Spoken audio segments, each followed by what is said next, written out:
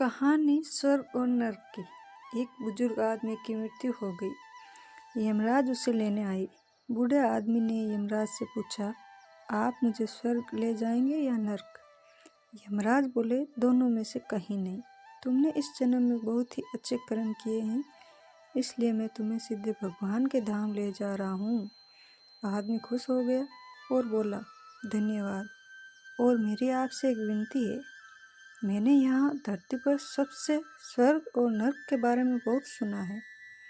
मैं एक बार इन दोनों जगहों को देखना चाहता हूँ। यमराज बोले, तुमने अच्छे कर्म किए हैं, इसलिए मैं तुम्हारी ये इच्छा पूरी करता हूँ। चलो हम स्वर्ग और नर्क के रास्ते से होते हुए प्रभु के धाम चलेंगे। दोनों चल पड़े। सबसे पहले नर्क आया। नर्क में बुजुर्ग आदमी ने जोर जोर से लोगों के रोने की आवाज़ सुनी। नर्क में सभी लोग पतले और कमज़ोर दिखाई दे रहे थे। एक आदमी से पूछा, यहाँ पर आप सब लोगों की ऐसी हालत क्यों है? वह आदमी बोला, तो और कैसे हालत होगी? मरने के बाद जब यहाँ आए हैं, हमने एक दिन भी खाना नहीं खाया। भूख से हमारी आत्माएं तड़प रही हैं। तो उसकी नज़र एक विशाल पतीले पर पड़ी, जो कि लोगों के कद से करीब 400 फुट ऊंचा होगा। उस पतीले के ऊपर एक विशाल चमचा लटका हुआ था। उस पतीले में बहुत ही शानदार खुशबू आ रही थी। आज मैंने उस आदमी से पूछा, इस पतीले में क्या है? आदमी बोला, यह पतीला बहुत ही स्वादिष्ट खीर से हर समय भरा रहता है। बुजुर्ग आदमी ने हैरानी से पूछा, इसमें खीर है तो आप लोग यह खीर खाते क्यों नहीं? लोग क्यों तड़प रहे हैं? तो आदमी रो रो के बोलने लगा, कैसे खाए? ये पतीला 400 फीट ऊंचा है। हम में से कोई भी उस पतीले तक नहीं पहुंचता है। आदमी तरस रहे हैं। वे सोचने लगा, खीर होते हुए भी भूख से बेहाल है। शायद भगवान ने इन्हें यही दंड दिया होगा। यमराज बुजुर्ग आदमी से बोले, चलो हमें देर हो रही है। दोनों चल पड़े। कुछ दूर चलने पर स्वर्ग आ गया। वहाँ पर बुजुर्ग आदमी को सबके हंसने और खेलने की आवाज़ आ रही थी। सब लोग बहुत खुश दिखाई दे रहे थे। उनको खुश देखकर बुजुर्ग आदमी भी बहुत खुश हुआ। लेकिन स्वर्ग में भी बुजुर्ग आदमी की नज़र वैसे ही 400 फुट ऊंचाई पर पड़ी जैसे नर्क में था।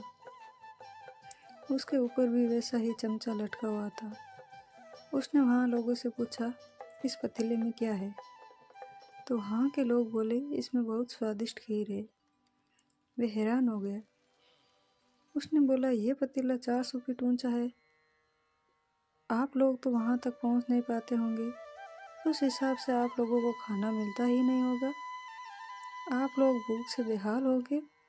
पर मुझे तो आप सभी इतना खुश लग रहे हो, ऐसा कैसे? लोग बोले,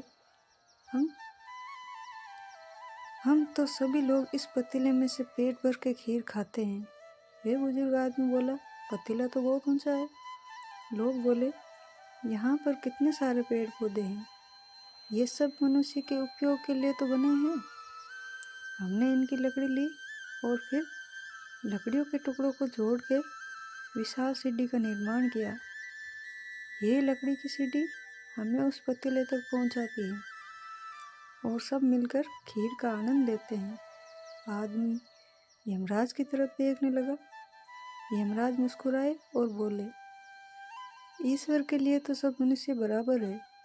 ये मनुष्य के हाथ में है कि वह चाहे तो अपने लिए नर्क बना ले, चाहे तो अपने लिए स्वर्ग बना ले। भगवान ने तो सबको एक समान हालतों में डाला है। उसके लिए सभी बच्चे एक समान हैं। वे किसी से भेदभाव नहीं करते हैं। वहाँ नर्क में भी पेड़ पौधे थे, पर कोई कर्म नहीं करना चाहते, कोई मेहनत नहीं करना चाहते, इसलिए सब भूख से बेहाल है।